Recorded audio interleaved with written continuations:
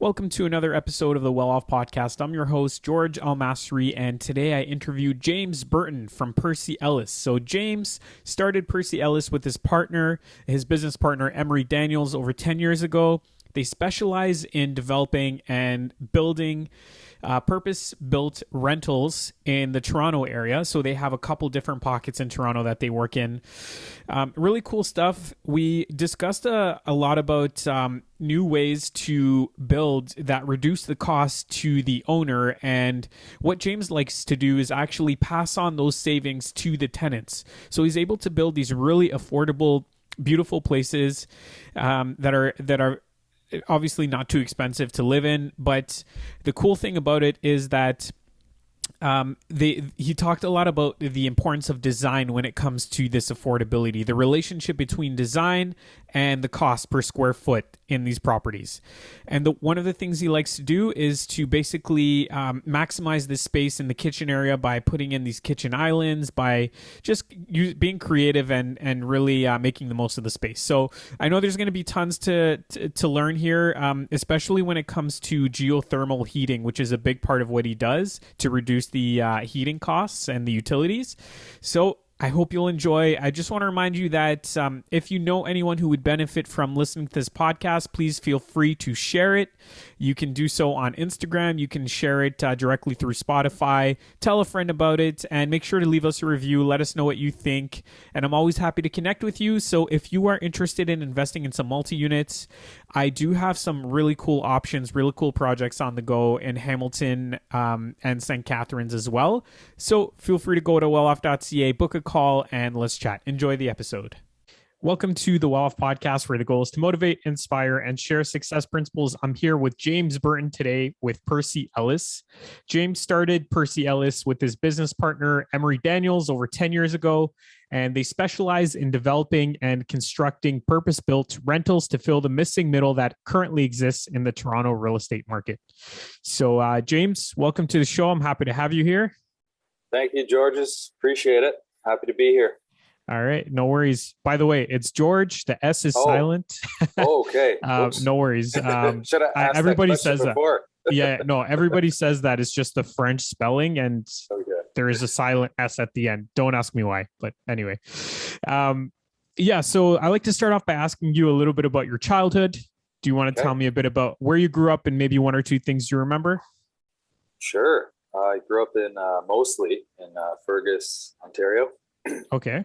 Moved there when I was about 5. I'd been in actually Ottawa, Simcoe, and London before I was 5. Moved around a bit. What do I remember? Just, things were, it was a fairly small town, 10,000. So there was like zero safety concerns. So it's just like on your bike, off you go and see you at dinner. And, that seems to be like almost like a thing of the past. And I know. So that was like the best thing I can remember from childhood was just the freedom. Yeah. Well, that's cool. How did you end up in Toronto? So I went to Queens for my undergrad and got my first job at TELUS Mobility in Toronto. So I figured I'd end up in Toronto. It was still like just an hour and a bit away from my hometown. So, within reach of the family, lots of opportunity, and it just made sense. Cool. Well, I figure we could kind of dive in. And if you just want to tell us a little bit about what you're doing today. I know I kind of explained it a bit in the intro, but what is Percy Ellis and what are you guys doing? Yeah, so we're building and owning and managing rental properties in Toronto, infill, mid-rise, low-rise, mid-rise product. So anything from 3 units to 100 units in specific areas in Leslieville, Riverside, Corktown, Danforth, Roncy, Ronsonsville, the Junction, Dovercourt Village. Those are kind of our and High Park-ish. Like those are like our 2 kind of pockets, one on the east side, one on the west side.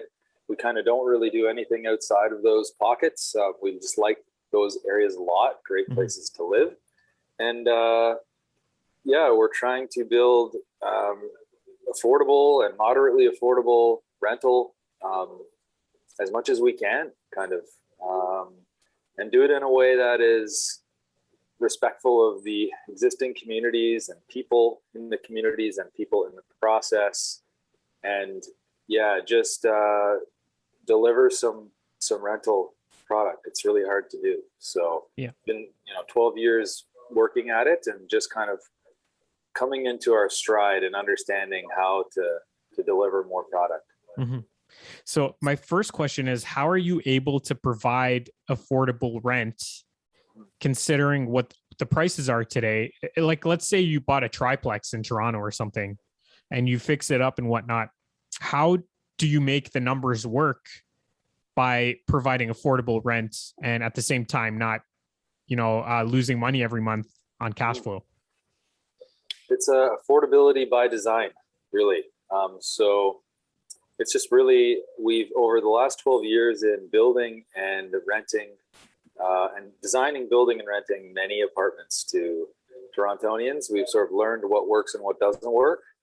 And so it's a matter of just understanding the size of a bedroom that's required, the orientation of it, how the door works, how the closet works. Like, you can have an 80 square foot bedroom that's amazing, has set up perfectly for a queen size bed, 2 nightstands, storage, place to dress. And you can have an 80 square foot bedroom that doesn't work at all, makes no sense. Mm-hmm. You can't get a queen size bed in there. The door swings into where you need to be standing to open your closet or to put a nightstand. And so by really, really carefully designing, we've been able to keep our units smaller than what's typical in, for example, the condo market, where everything is sort of got a different design objective, more to wow and to, provide a sense of pride. Whereas in the rental market, it's more to like work, to be functional and therefore to be affordable. Like, it's great to have a big, beautiful, wow, show-stopping apartment, but it's not going to be affordable. There's no way. Right. So if it's designed in a way that there's no wasted space, there's no awkward design, then you can provide a smaller space that still makes a ton of sense. Right. And so, we will have just little things, even like if a kitchen island has seating in what is doubling as a pass-through hallway, this is almost like a very small double use of a space. You might look at that and go, oh, that makes no sense. If people are sitting there, then it's hard to walk by. But the alternative is wasting space. And how often do you really need to be having people sitting at an island and having people walk by on both sides? It's not. So these are the types of little things we focus in on to make sure we're making maximum efficient use of our spaces. Yeah. And that's really ultimately how we can still provide some affordability. Got it. So does this mean that when you're buying these places, are you tearing them down to the studs and redesigning them, or are you working with the existing layout? So we're kind of talking about 2 different types of product here, or project here, I think. We did start in our business doing a lot of triplexes, fourplexes, even a couple of duplexes, where we would, it would be hit and miss. Sometimes if an apartment looks, or if some bedrooms are already there and they work and they're not bad, and the cost, then maybe it makes sense to keep them, because the cost of ripping and redoing that in and of itself causes the lack of affordability. So it depends for us in our history. It would depend on whether or not the cost exceeded the benefit of redesigning. Mm-hmm. So we did maintain some apartments in our past, in which case we would notice the price per square foot would be lower. We would just have to offer them at lower rent on a price per square foot basis, because they just weren't designed as efficiently, because we kind of adopted old layouts and things. And so that just further proved what we already knew, which was, the efficiently designed and offered 2-bedroom versus the inefficiently designed is really the difference between affordability or not affordability, or you could even say feasibility or not feasibility, because like you said, in order to cash flow even or positive, you do need to derive a certain price per square foot, mostly is the critical metric.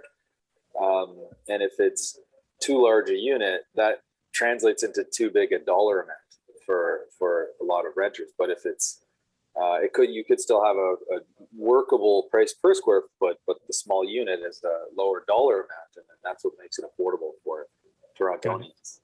Yeah, that makes sense. So it sounds like there's a big focus on the design aspect, and you're talking a lot about the relationship between design and affordability. Is that your responsibility? Is that your role with the company? Are you the person that works on the designs and all that, or what would be your role? Yeah, partly. So my role is kind of just overseeing everything, but then letting everyone here at the company do and our consultants do their jobs within our standards or constraints, you could say. So I don't necessarily draw out how I want the unit to look, but once I give our architect kind of this idea around bedrooms need to be this size, or no bigger than this, no less than this. Living rooms need to be no bigger than this, less than this. Bathrooms is a sacrifice in affordability. Like we create really compact bathrooms, just enough to get in there, have access to the sink, the toilet, and a stand-up shower, sometimes a tub, but very little extra room in that bathroom, because we've just noticed over the years that while yes, we all would like to have a big bathroom, it just isn't. It was the first thing to go in our view. And yeah, some tenants, prospective tenants, walk through our units and go, "No, not for me," because the bathroom's too tight. Mm-hmm. But at the same time, enough people, so yeah, that's fine. I can do what I need to do in there, shower, brush my teeth, blah, blah, blah. And so our bathrooms are always very, very compact. And that helps. That helps with affordability. The kitchen, living, dining is kind of like cookie cutter. We want to have a kitchen with an island and then a space for a couch, coffee table, TV. And we want seating around the island. And if we're lucky, a space for another small table, but that depends on maybe how big the unit is. If it's a 2-bedroom or 3-bedroom, we might really try to get in an extra space for a small table, or a folding table of some kind, or a room for the type of island where part of the island you can kind of get your feet under the whole way around to act as a dining table. So it's more a set of guidelines, and then working with the architect back and forth, just with markups or suggestions to get it right. Cool. So you basically have a system going where it sounds like a lot of your units have a similar layout, similar design, similar features, and you found a way to make things efficient, and you guys just go for that look. You're not trying to reinvent the wheel with every single property. No, we love when our architect helps us make the kind of the outside and the feeling of the property great, but the units themselves, they kind of need to be this way if we want to keep it affordable. And so the units is not a big architectural design hoopla. It's and we make sure architects are very aware of this. Like, guys, we want you to help us make sure the building looks great and feels great as you walk into it, and we have all these other design elements that make it a great place to live. And interact really nicely with the street and the community and the neighborhood, but not inside the units. Really, inside the units, like, let's just meet these basic criteria. Yeah. Time and time again, this is what allows us to continue in this business. If we start to get carried away with what we want, with what our imagination could do, because you can design really fantastically marvelous units, but at the end of the day, it makes it just really hard to make a business model out of it, to not lose at the end. And there are luxury type developments. Those are a great thing, I think, and they're probably a lot of fun to work on too. But that's just not our niche, not our thing. And so we leave that to the guys that are in that market and doing that thing. And it's just not something we do or probably understand. I wouldn't really. It would seem very risky to me to start designing beautifully fantastical rental units that cost like a lot of money. It's a different business. Oh yeah, for sure. So I looked on your website. It seems like you have maybe 5 or 6 ongoing projects right now, maybe more. I don't know. how are you doing this? Are you guys operating under like a GPLP structure, or are you, I don't know if you can share a little bit about that. Sure. Yeah. Yeah. Yeah. So each one is a bit different. We have some are GPLP structure where we're the general partner, and we have sometimes we have one limited partner who's putting in. In our case, usually it'll be 90% of the required equity. Okay. Sometimes 95%, and we'll be putting in 5 or 10%. Can range. And the limited partner will have major decision-making authority, which really is just around major financing events and like the decision to either like hold the property long-term or sell the property. And everything after that, so long as we're meeting our basic obligations of the project, which is working on it, pushing it forward, all the day-to-day is left to us, the GP. Mm-hmm. And it's pretty simple. Now, we do have some different structures, like a joint venture or a co-ownership, but at the end of the day, they're all the same. They really are.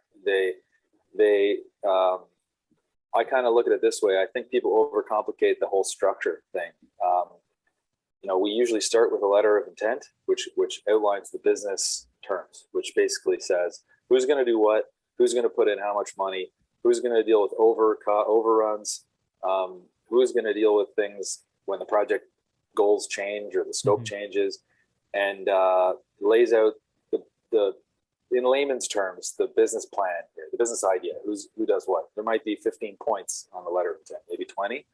And you can then take that letter of intent and translate it into a corporate ownership, joint venture with different entities, a GPLP structure, or something else. It doesn't really matter. That's a kind of a semantics, legal type thing. I think it's not worth getting too hung up on that. It's the actual LOI, the business terms themselves, that really actually matter. Sure. Now, with that said, do you have someone on your team that specializes in building relationships with people that are bringing the funds? I guess it would be the LP or potentially the co-venture partner. That's me.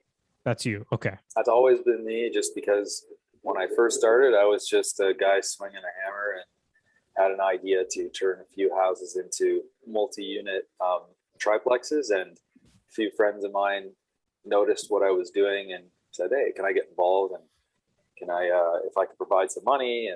And so I started. Yeah, that sounds like a good idea. Collected, 50, 100,000 from here, from a few different friends, and then a couple from their friends of friends, and had some successful projects. And then it was, that went well. I talked to a few other people and just kind of grew from there. And I really became the only point of contact when it comes to the raising of the limited partner funds. Or at the beginning, it was just co-owner, joint venture guys who would get involved. Cool. So would you say that's your main role with Percy Ellis? Are you the in charge kind of, is that what you're spending most of your time doing, raising capital, managing the money with partners and that type of thing? Not really. No, I have, great partners. And so, things are pretty relatively clockwork on that side of things. We have a lot of our existing set of investors they're really great, and they're able to continue to recycle their money into different projects and basically meet our capital needs for the most part. So we're in a phase of the company where we're not aggressively or constantly out there trying to meet new people to raise more funds. It's, we're kind of at a nice equilibrium where, we always need to satisfy certain capital needs. Like some of our guys might need to take their money out for personal reasons, lots of life stage changes. So we're always sort of out there looking for some funds here and there, but it's a relatively small part of the day-to-day. Mostly we're focused on executing on the projects where, there's 1,000 things to be done on each project. And it's like the 12 years of experience between Emery, my 50% business partner, who we haven't mentioned yet on this call, but him and I are 50-50, and Percy Ellis. I'm Percy, he's Ellis. And that's just because I was on Percy Street and he was on Ellis Park Road when we started the company. But yeah, I don't know. I lost my train of thought, but You were talking about the day-to-day and raising capital and how it's right, only a right. small part. And yeah, Yeah. So the sort of execution on getting our approvals and working with our communities and the city and our councilors to make sure our projects are meeting their needs, and then checking all the 100 boxes of reports from 100 different consultants on each project, and going back and forth with the city and making sure we're not missing things. And we have a lot of interactions with Toronto Hydro and Enbridge Gas, and there's just a lot. There's in Toronto Water, and how the infrastructure of the city is going to support or not support our project, and there's just a lot involved in each project. And so our focus is trying to make sure we're catching everything. We have a new tool that is amazing and helps us manage that and make sure we're catching everything. And our critical path is going to allow us to complete our project on the timeline that we want to. And then Emery is always focused on construction. So where I'm always focused on pushing the approvals and the site plan application and all the details of what the development should be, he's making sure our projects are being built that where we have permits in hand. sure.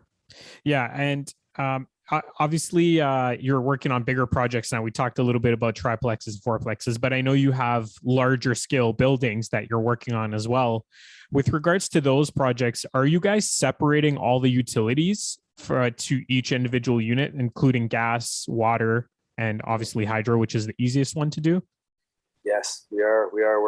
We're actually eliminating gas entirely from our future projects. So, for example, at 41 River Street, there is no gas line into the building. It's geothermally heated and cooled. So our source of energy for that apartment building is coming straight out of the ground below our building, a system that we installed and we own.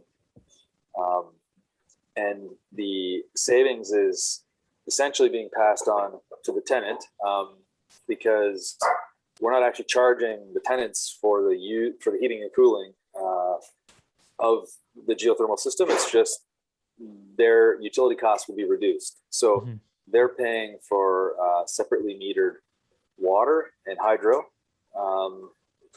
And the hydro powers the heat pump that the geothermal system provides the hot and the cold water for, which is about 40 to 50% reduction in hydro from a typical system. Overall, yeah. And when is it efficient to put in a geothermal system? Is that something that you guys can apply to every property you work on, or does it have to be a certain size in order to make sense? So it does depend on the ground conditions, but because all of our projects are more or less in the same areas, it works in our areas. So for us, it's all of our projects. We've never done it on a triplex or something, but mostly because we sort of moved into the bigger projects.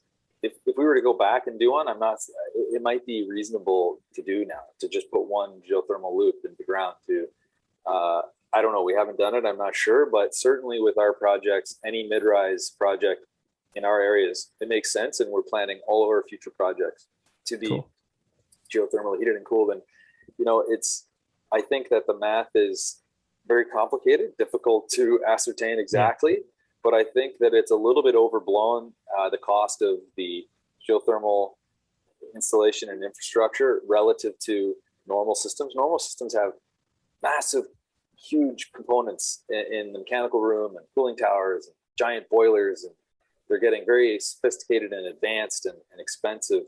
And so I've seen in the last 5 years, the gap has closed between the amount of installation costs for a typical system and a geothermal system. And then when you still more for the geothermal, but not that much more. And then when you factor in the savings over time, to me, it becomes a bit of a no-brainer, because it's also, obviously, this is a sustainable practice. This is something that is, reducing our carbon footprint. Yeah, for sure. So, even if it costs a little more, which I'm not entirely sure that it does, it's still there's the other factors that make it an easy decision, including the savings on expenses, which increases your value based on the cap rate anyway. Yeah, you either reduce the rents, which gives you better tenants and that stay longer, or you have the fewer expenses. In any way you cut it, it's a positive. Yeah, for sure.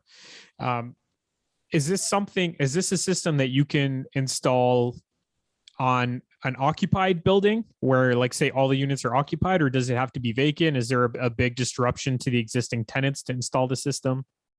Yeah, it would be really hard to do with an occupied building. Okay. Yeah, I don't even think, I think impossible. You you could definitely do it to an existing building if it was vacant. Right. As long as you had room outside of the building on the land to install the loops. So there's kind of two ways. You can either put the loops into the ground before you build the building, and then they're underneath, or if there's room in a small parking lot or a small outdoor area, you can put them in there. And if it's a small area, now some of the installers are able to put the loops in on an angle down below the building, because you do need a certain amount of separation between each loop that's drilled down so that they don't interfere with each other. But they're able to do it kind of like on an angle, and almost like the good drillers, I guess you could say, can accommodate smaller and smaller spaces to install this now. That's awesome. Well, that's huge. That's really cool, because I'm assuming that's going to be more common moving forward. I know that I've heard of buildings in the past that were using this technology. These are large condo buildings. Yeah. Very few of them, but I know I've heard of this before. So it's cool that you're starting to apply it into these rental properties. Yeah, it's a great thing. It's a no-brainer. It's really good. I think I really hope more builders adopt the technology. Yeah, cool. Well, I wanted to, unless you have anything to add, I wanted to move on to the next section. Do you feel like we missed anything or anything important you want to share? No. Okay, no worries. So the next section is a random 5. I'm going to ask you 5 random questions, and you just tell me the first thing that comes to mind. The first one is, what talent would you show off in a talent show? Juggling. Oh, you could do that? Yeah. Cool. I was part of a juggling club for a little while there. Yeah. I didn't even know those existed. No, most people don't. All right. What's one of your favorite comfort foods? Paneer. I'm looking at it right now. Yeah. You're waiting to get off so you can go eat it, right? I was scarfing it down right before this. Oh, okay. Oh, sorry to interrupt. So number 3, if you were a vegetable, what vegetable would you be? Be a carrot. Carrot. Any particular reason? It's just sweet and crispy, and it's an amazing snack. All right. Yeah. Nice. Number 4, if you lost all of your possessions but one, what would you want it to be? My wife. Your wife? She's not a possession. It's kind of off. It was off-putting. Well, that's the first thing that came to mind. So there you go. So. Yeah, all good. Your wife that you possess. Number 5, what have you created that you are most proud of? I think at the moment it's 41 River Street. From a professional standpoint, it's just a beautiful looking building. It's almost completely finished. We're at the very end stage here, and it fits in really nicely with the community. Everyone seems to agree that it's well done. It's going to be 30 well-designed apartments that are going to be moderate. They're going to be, I wouldn't necessarily say they're going to be very affordable, but they're designed in a way that they'll be moderately affordable for sure. In an area that doesn't really have very much new rental housing coming on. I just think it's a really awesome project. We've got car share, electric vehicle car share program in there, so the tenants are going to have access to. They're going to have access to electric bikes, electric car, and electric scooters. And we have an awesome smart system that is going to. There's just so many really, really cool things going on at this project, and cool. So very, very proud of it. Nice. we often mention the affordability of these units. Just out of curiosity, I don't know if you know this metric, but on a price per square foot basis, how much cheaper would one of your units be compared to market rent? So affordability is this incredibly complicated topic, and Yeah. our projects going forward are going to have deeply affordable units, which are meeting the City of Toronto's criteria, and will meet their future criteria, which they're, from what I hear, working on sort of changing the definition a little bit to make it more up to date and more accurate based upon different areas and different. And so then we'll have a level of affordability that it meets a CMHC requirement, which is part of our process in financing the buildings.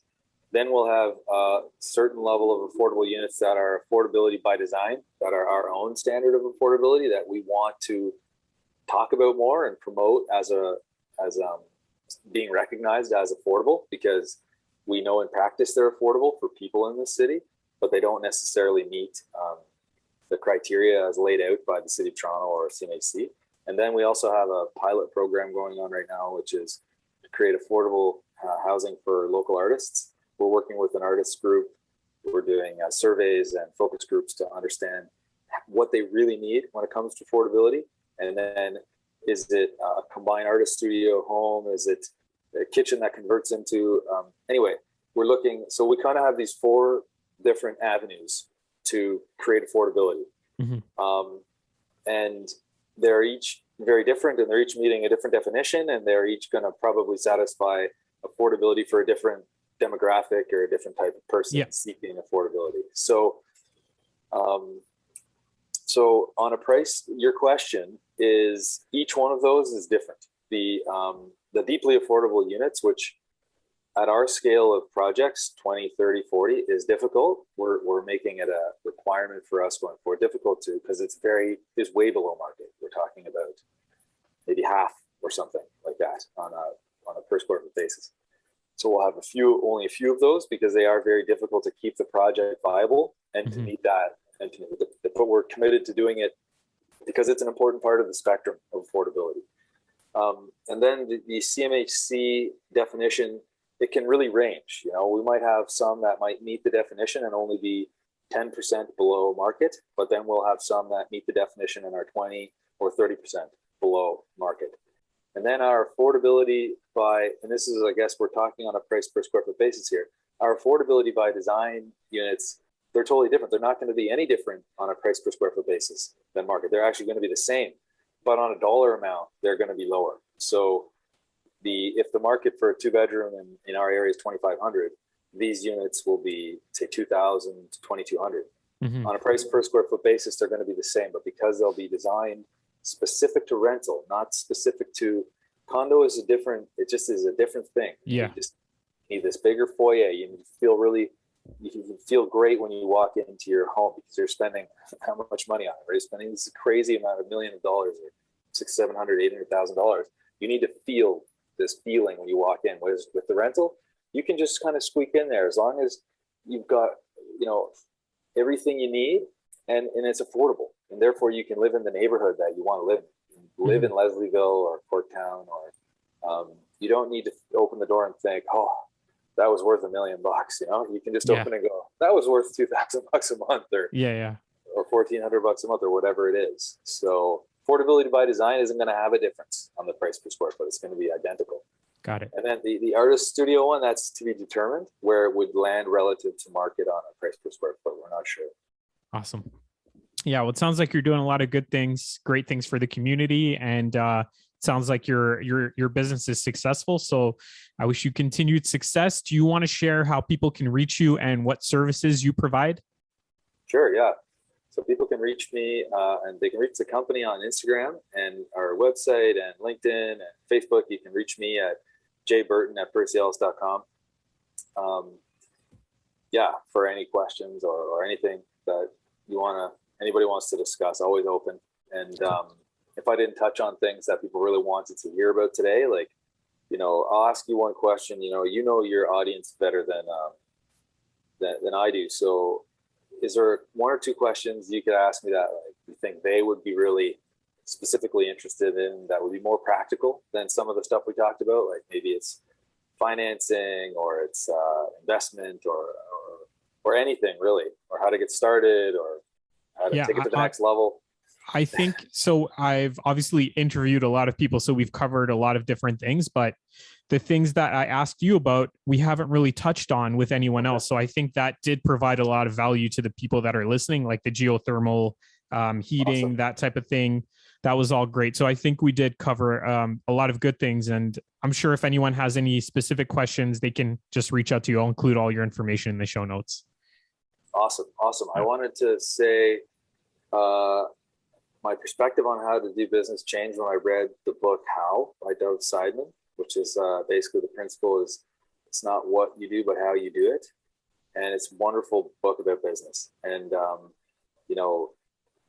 I just feel like it's relevant to each time I get on one of these podcasts, because I know there's a wide range of people who listen in, and it sort of explains how when you care about your community and the people in the process, your employees and the people that you impact as you go about doing your business, when you just really care about everyone in the process and don't steamroll people or step on anyone's toes where you can, doesn't mean you have to be generous all the time. You can be very strict with your goals and your budgets, and you can be very firm. But if you're fair and if you care about everyone along the way, you inevitably can do better. You can sort of build a better business, a bigger business, and ultimately then you're more successful. And so this stuff we talk about is really important, not just because it's important to the city and the communities, and just to it's important for the business, especially with the way how important ESG is becoming and should be, because I think it was forgotten for too many years in business. To be at the forefront of this is really important. I think it's going to help everyone forward, and people who aren't paying attention to this stuff are going to be left behind. Mm-hmm. Oh, absolutely. And I am starting to see more and more of that, where people are actually starting to care a lot about, either the tenants in the building or the people that they're working with. And it's definitely important moving forward. I think you're right that's the direction we're headed in. We can't just, like you said, steamroll people and whatnot. So yeah, it's more fun too. It's way more fun too, actually. It's just more enjoyable in general. Yeah, exactly. Yeah. Well, James, thanks a lot. I appreciate you sharing your story. A lot of good things here, and I look forward to staying in touch. I hope you'll enjoy your lunch and the rest of your day.